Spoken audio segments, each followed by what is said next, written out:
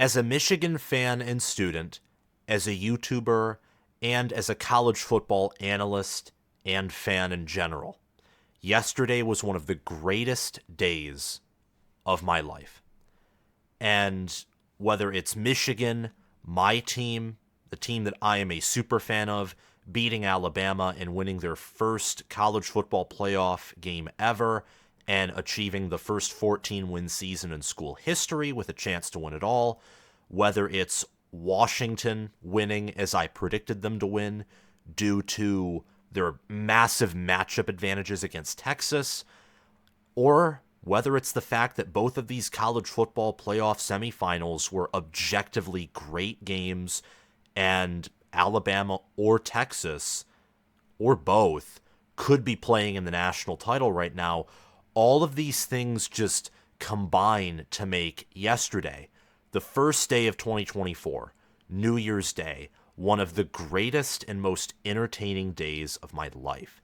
And we gained 1,000 subscribers yesterday and had well over 200,000 views on my live streams of both of these games. And we also had over 10,000 watch hours. So I want to dedicate a few seconds of my time to say thank you.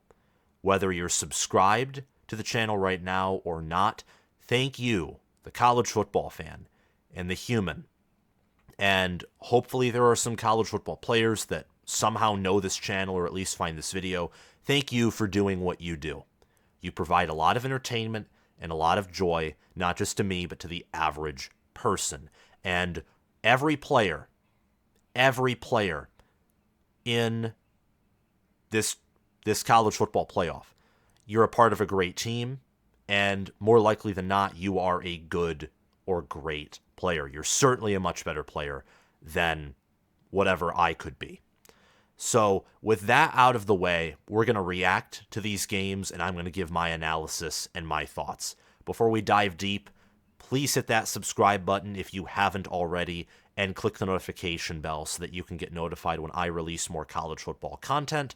Like this video, comment your reaction and analysis down below to these games. Tell me what you found entertaining, what you found maybe boring, if you will. I know that the third quarter in the Alabama-Michigan game looked a lot like a Nebraska-Iowa matchup, or maybe you found the constant scoring back and forth and a seeming lack of defense in the Sugar Bowl to be pretty boring and mellow.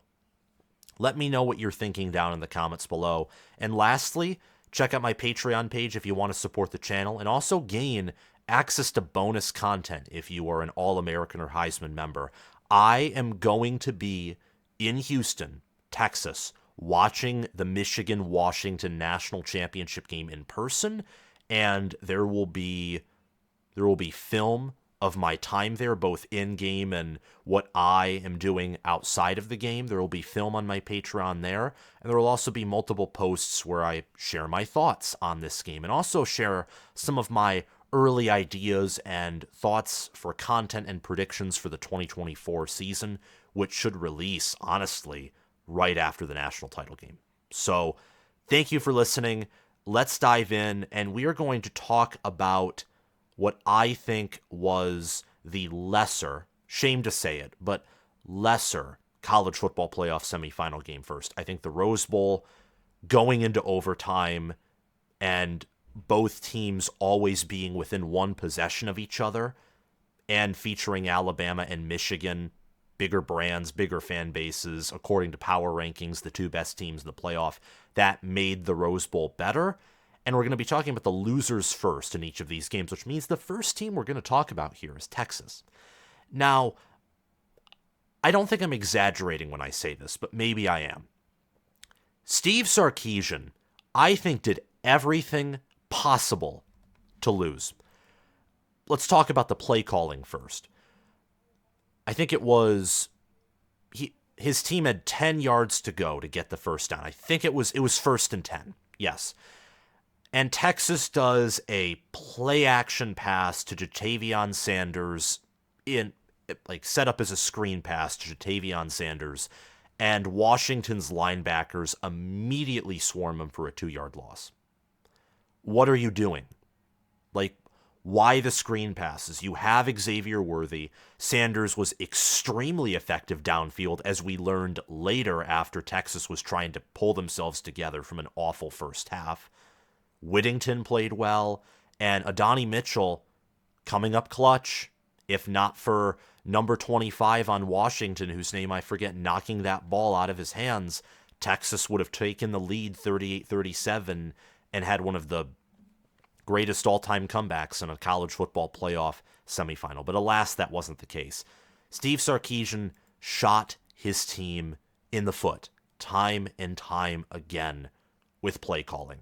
And I think Texas didn't prepare for this game well. You look at the penalties, you look at the fumbles, and you look at Quinn Ewers just looking lethargic in the first half and really in the third quarter. You know how much TOP Washington had in the third quarter alone? They had 13 minutes of TOP in a 15-minute quarter. The third quarter, where they outscored Texas 10-0. I think they recovered 2 fumbles there. It's insanity when you look at the time of possession, and Washington is 36 minutes and 20 seconds of possession, and Texas has 23 minutes and 40 seconds of possession. Washington is one of the most penalized teams in the country. They finished with 5 penalties for 39 yards. Texas had 10 penalties for 66 yards. All of these disadvantages, when you have so much of them on top of bad play calling, and Sarkisian's the primary play caller, that all circles back to the head coach. All of that circles back to the head coach. And this is another game where Washington was yet again doubted by Vegas. And I'm glad that this time I wasn't the one doubting Washington here like I did against Oregon State, where I was wrong, picked Oregon State to win, and Washington instead survived. And I picked Oregon to win in the rematch, and instead Washington delivered an even better beating and a bigger beating than the one they delivered against Oregon early in the season. Ewers is the worst quarterback in the playoff, and it showed last night. Milroe, I know that statistically Milroe played worse, but Milroe does not have nearly as good of a supporting cast. He just doesn't. His O-line is worse. I would argue Texas's running backs outside of ball security are probably the same or have a higher upside than Alabama's currently. Texas has the better tight ends. They have the better receivers. Heck, they might even have the better play caller, despite the fact that Sarkisian is doing his best Ryan Day impression and trying to juggle everything. Get a different play caller. I heard a statistic or read a statistic a few weeks ago that said a head coach who calls the plays on the offensive side of the ball has not won a national title in the college football playoff era. And it makes sense. You have too much to manage. Get an elite play caller. Maybe, you know what? Bring Brennan Marion back, and your offense with that O-line, which most of it should return next year, and those amazing running backs who are very young, you will have tremendous success. This team is on the upswing, in my opinion, but that doesn't take away from the fact that whether it's Quinn Ewers going 24 of 43, averaging around 5 to 6 yards per pass attempt before the fourth quarter, only having 1 passing touchdown, it's just very inconsistent play from him. I think McCarthy had a better game, and I think Milroe objectively with the worst supporting cast and the fact that he took hit after hit, still made plays. I think he is also a better quarterback than Ewers at this point. The secondary, don't need to talk about this for more than a few seconds. They matched up poorly with Washington's receivers from the beginning. I mentioned this as a mismatch in my preview and prediction video. It's why I picked Washington to win, despite the fact that I think Texas, since the month of November, which is where you really get to see who a team is, had been playing on average a better game. The mismatch from Washington's receivers and tight ends over Texas's coverage was just so much greater than I think Texas's still pretty significant advantage of their passing game over a mediocre secondary that Washington has. And lastly, the defensive line of Texas with Tavondre Sweat and also Byron Murphy, that's their X-Factor zone. They were neutered in that second half. Outside runs, design QB runs with Penix, and the D-line could never get pressure. This defense is entirely one-dimensional. They could not get pressure on Penix, and when they did, he did a very good job of maneuvering the pocket and finding his receivers deep. There were times where Texas nearly got a sack, but they were a second too late, and it resulted in a big play. And there were other times where Dylan Johnson or Penix or Washington had I think it was a true freshman in Tybo Rogers come in, and he did well. Washington had over 100 rushing yards. They averaged over 3 yards per carry and had 2 rushing touchdowns. That's impressive against this Texas D-line. Reasons for growth and encouragement are that Texas will return many stars next year, and this team is physical. I think they proved that in the fact that they outrushed Washington. But physicality, while I think that's the most important aspect of a college football team, if you're a physical team, but you're horrific at perimeter play, and Texas is defensively, then a team like Washington, who is physical but also has elite perimeter play at wide receiver, the best in the country, they're going to score on you. And the concern for this team, I think, is the defensive backs were the most veteran part of the team. They are. That's where they will lose probably most of their production on defense, just by virtue of the fact that they have the most senior starters at defensive back. The DBs stink, and yet they're the most veteran part of the team. And they have not been a good unit ever since Sarkisian has been at Texas, if I stand correct there. So there might be a need for change, but Texas is also recruiting at such a good level. And I thought this season it was still a year too early for them to win the title. Next season, I expect this team to be better. Let's talk about the victor, the Washington Huskies. Kalen DeBoer and his staff coached circles around Texas football for 45 minutes. In the final 15 minutes of the game, the fourth quarter, they were either too aggressive for their own good, or they tried to get cute at times, and it just...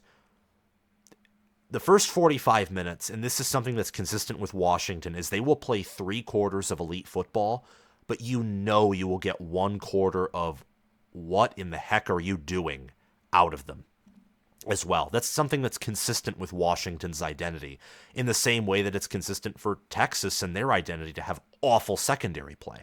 Like, that's not changing. We're 13, now 14 games in. We know who these teams are. And we knew that entering this game that Washington had the better coaching staff than Texas. DeBoer is a proven winner.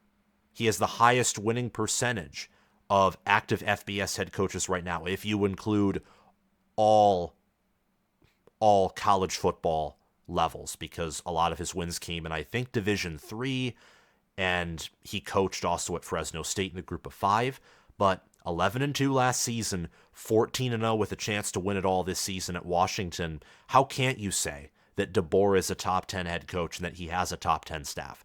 Ryan Grubb and him, they are geniuses, and 2 geniuses in the same room with players who offensively are legends. That's why I call Roma Dunze the Caesar, because he is Caesar on the field. He commands everything, and he embarrasses like a genius tactician and a great man, which Caesar was. He exposes and kills opponents. He just does. You cannot cover him. And part of that is on him and his talents, and that's why I love him as a player. But also part of that is from DeBoer and Grubb scheming these receivers open.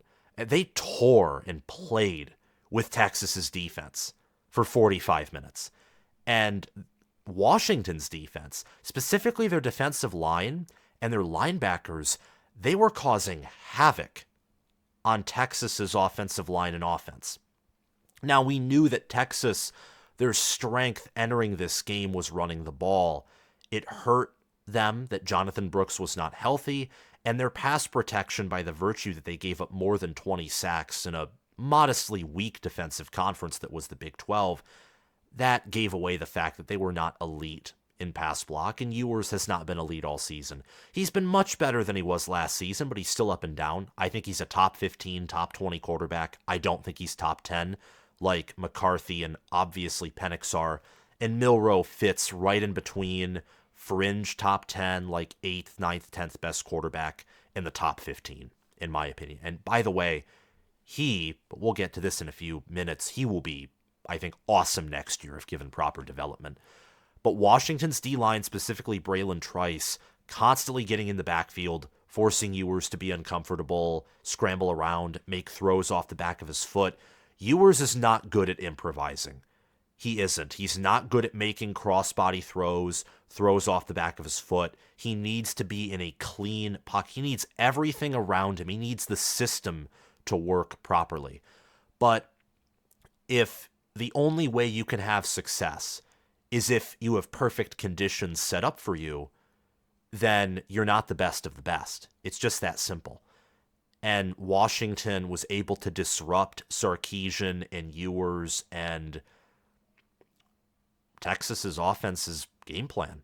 I mean, Kyle Flood's offensive line, he's a good recruiter, a good developer. This offensive line has a lot of experience, and Texas's weakness in this game, in part offensively, was their passing game, in part due to their offensive line. They surrendered 2 sacks, 5 tackles for loss, and if not for Washington's secondary, which I think is one of the weaknesses of this team, there would probably be more sacks, and Washington, I think, would have won by more. But that's playing with hypotheticals. The linebackers made several clutch plays, tackles for loss, open field tackles, recovered fumbles, punching the ball out. It was a great effort on both sides of the ball by Washington. And Odunze, Polk, McMillan, and the tight end Westover, and even Devin Culp, who had a few good plays. He actually had a play where he was wide open and Penix overthrew him, I believe. They had their way against Texas's linebackers and defensive backs, and that was an impressive performance. Penix, by the way, 29 of 38 for 430 yards, 2 touchdowns. At one point, as I said on my Patreon reaction to this game, where I just wrote a paragraph about it, he was averaging 20 yards per pass attempt for much of this matchup, which is nuts. That is Madden NCAA on like All-American and not Heisman mode statistics. That's embarrassing for Texas's secondary. And it's impressive from Washington's standpoint. I mean, Penix had a better game against Texas than he had against most Pac-12 defenses. And I think that goes to show not only how good the Pac-12 was this season, but also what Kalen DeBoer and Ryan Grubb and this staff can do with a whole month to prepare. I mean, Washington is full of tactical players. They're full of tacticians on the roster, on the coaching staff, and I think a reason for growth, which is really a reason for optimism looking into the future and how the program can grow, is Washington is elite at developing their players and scheming for their players to give them success. And the offensive line, unlike the past 2 O-lines that won the Joe Moore Award, Michigan's in 21 and 22, the O-line actually lived up to their award. They opened up holes for Dylan Johnson, who, it sucks that he's injured. Hopefully he's healthy and can play against Michigan. He had 21 carries for 49 yards, 2 touchdowns. He did have some clutch plays, including a 4th down conversion and a cool touchdown where he was lined up at the fullback position. And I think they had McMillan or Bernard or one of the receivers lined up as a running back. That was a very unique, sweet play. Again, Washington is schemers, and that is really what gives them a chance against a Michigan team that, from a recruiting basis, is much more talented than they are. Washington has been beating teams all season long that are much more talented than them, whether it's the blue chip ratio or even in terms of experience or just raw statistics. The reason for concern is the Huskies have not played elite in all 4 quarters this season. It is a part of their identity to where they play either a half or a quarter of mediocre football. You saw that in the 4th quarter. That's why Texas nearly came back and won, despite having only 50 seconds to do so, combining with the kick-catch interference, which was a 15-yard penalty, and Ewers slinging it deep to Jordan Whittington for, I think it was a 41-yard pass. Washington, they haven't played a full game where they're up to their ceiling constantly. And they're going to be facing a Michigan team who is a top 2 team. It's going to be between Washington and Michigan for who the best team is in the country. And Michigan's ranked 1st in ESPN's FPI. So can the Huskies win it all, or can they be a consistent playoff and national title contender if they don't improve that aspect of their game? Well, I don't know. But They certainly have a chance against Michigan. I'm saying that as a Michigan fan. And I said, entering the college football playoff before these games were even played, that I think Washington has the highest ceiling in the country and that they would give Michigan the most fits just from a roster standpoint. But Alabama, from a coaching standpoint, I think was going to be the team that gave Michigan the most fits because giving Nick Saban with a month to prepare is terrifying. And some people have said that Alabama's team looked unprepared in this game or they looked sloppy. But what they don't understand about saying that is, yes, you're correct, but this is what this Alabama team is. They are sloppy. Their pass protection is bad. That is their identity. That's not a fluke of this Alabama team. That is the 2023 Alabama Crimson Tide. So Nick Saban had to work around that. In Nick Saban's mind, game planning for this game, and Nick Saban is more of a genius and more intelligent than I will ever be, but I'm just trying to put myself in his shoes. I can only imagine him thinking, okay, I need to come up with a game plan to where we can win the Rose Bowl and also win the national title playing either Washington or Texas and go 14-1 while having an offensive line that can't pass block, a team that is not disciplined in terms of penalties, and a unit that, like with Jalen Milroe, turn over the football, can't pass in the short or intermediate areas, and on defense, it's not like a 2012 or 2011 or 2013 Alabama defense. It's better in the fundamentals, I think, than any Pete Golding defense, but you don't have the ceiling of the 2021 or even 2022 defense where you had Dallas Turner alongside of Will Anderson. You don't have that. And there were other players, and I'm blanking on these names, partially because I'm not an Alabama fan, but you know what I'm talking about. Alabama would have first-rounders everywhere, like D-line, linebacker, and secondary.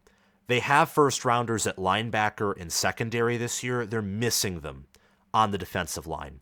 And there's still a good D-line, but it was evident in this game as Michigan's offensive line looked more like their 21 and 22 offensive lines compared to a unit this season for the Wolverines that has struggled, especially in October and November, in pass protection.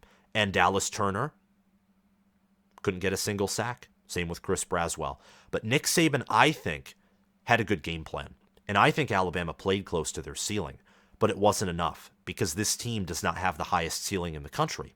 In fact, not even close. I think that Georgia, Ohio State, Michigan, Washington, Oregon, 5 teams. There may even be another team or another few teams that I could name that if they played to their ceiling as a team, coaching staff and roster, they would be better than Alabama at their ceiling. And that's because this team is young, very young. You're starting Caden Proctor on the offensive line, true freshman. You're starting Caleb Downs defensively in the secondary, true freshman. Now, Downs is incredible. Caden Proctor has a lot of work to do. But starting 2 true freshmen at a program like Alabama, and several of your other players who contribute or are starters are sophomores, juniors, they're not seniors. This is one of the youngest Alabama teams under Nick Saban. And there was a reason why this team was never ranked number 1 throughout the season, because they were so inconsistent that even the AP and coaches poll voters couldn't vote them number 1. You never could. After the Texas loss and USF game, there were a lot of questions. And even after their wins over, LSU and Georgia, for example, and Ole Miss, very impressive wins, you still came away with some questions. Against Georgia, for example, Alabama surrendered 4 sacks against a Georgia defense that cannot pressure anyone for the life of them all season. Georgia, I think, finished the regular season with well under 30 sacks, potentially close to 20 or closer to 20 sacks instead of 30.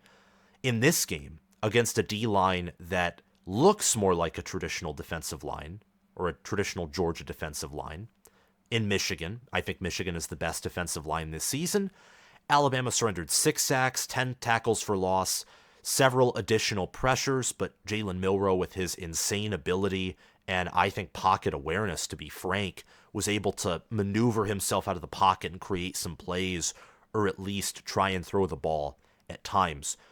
Most of those sacks and TFLs were allowed in the first half. There were still some plays in the second half and in overtime where Michigan was able to stymie and dominate Alabama at the point of attack. And Seth McLaughlin, low snap, low snap, low snap, low snap, times 10. Those snaps, that doesn't just affect Milroe in the sense that he has to collect the ball and that takes a second away from him, so he has to make quicker decisions. That affects his perception of the field, period. Because he has to look down. He can't, collect the ball while observing the defense and then make a decision. It doesn't just shorten the time that he has to make a play. It affects his processing. That messes up the entire offense and puts Alabama behind schedule. Alabama will benefit a lot next season from having a new center. That's the reason why Milroe had to throw the game-winning 4th down 30-yard pass, because zip, ball goes right under him.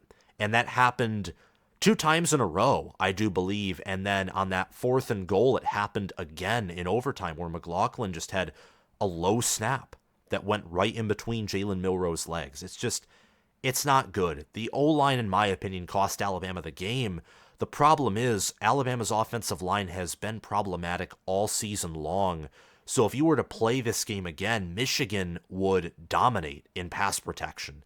And they might do a better job in defending the run and running the ball themselves in the trenches against Alabama, because that's been a consistent concern, particularly on the offensive side of the trenches for the Crimson Tide this season. And without good protection and separation at wide receiver, which tells me that Michigan might have the best secondary, potentially an even better secondary than Georgia, that Alabama has faced, Milroe couldn't be an efficient passer because it is either running backs out of the backfield or deep shots. He couldn't hit any deep shots in the end zone. He tried twice in one drive. Nope. Rod Moore, Will Johnson, perfect defense.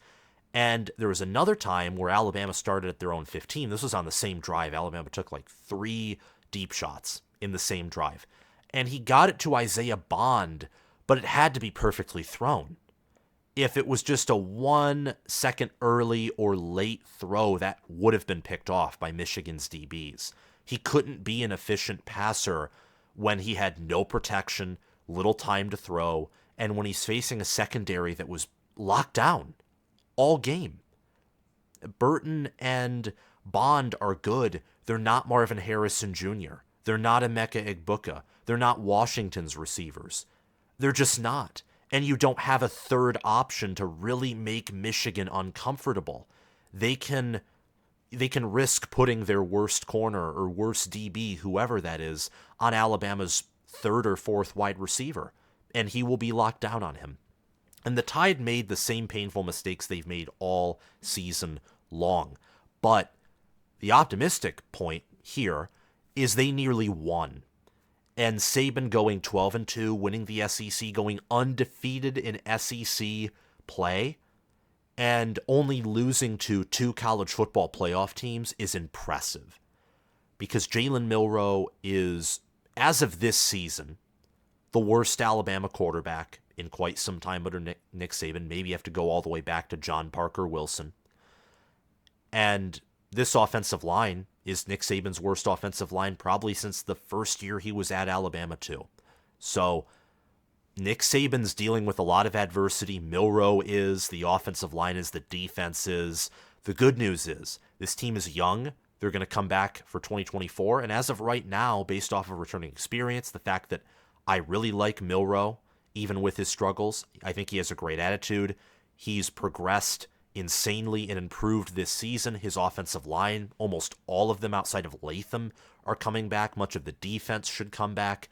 This would be one of my favorites to win it all next season. A reason for concern, however, the O-line is busted even for their youth, even factoring in their inexperience, but also factoring in their talent, they're bad.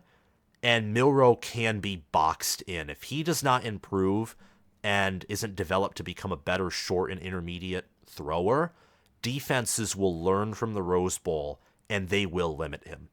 They will. For Michigan, the winner of the Rose Bowl, despite several special teams errors and 3-and-outs, Jim Harbaugh won a college football playoff game. And Michigan's offensive line did not surrender a single sack, and the Wolverines averaged 4.1 yards per carry. And Corum had a rushing touchdown. He's a touchdown merchant. Why did I say merchant? Anyway, I'm tired. Michigan had not won a bowl game, a postseason game of any kind, under Jim Harbaugh since 2015. It was a big reason why a lot of people, the majority of the public and analysts, picked Alabama to win, alongside of the fact that Alabama looked more improved and was improving in November in the SEC title game, and Michigan looked like they were struggling a little bit, plateauing or even regressing. But Michigan was dealing with some injuries to McCarthy and the offensive line. They clearly were healthier in the Rose Bowl, and they looked more like the team that I saw in September and October, and more like the good aspects of the 2022 and 2021 team than I had seen in much of November, like against Maryland or Iowa in December, or Penn State and Ohio State at times.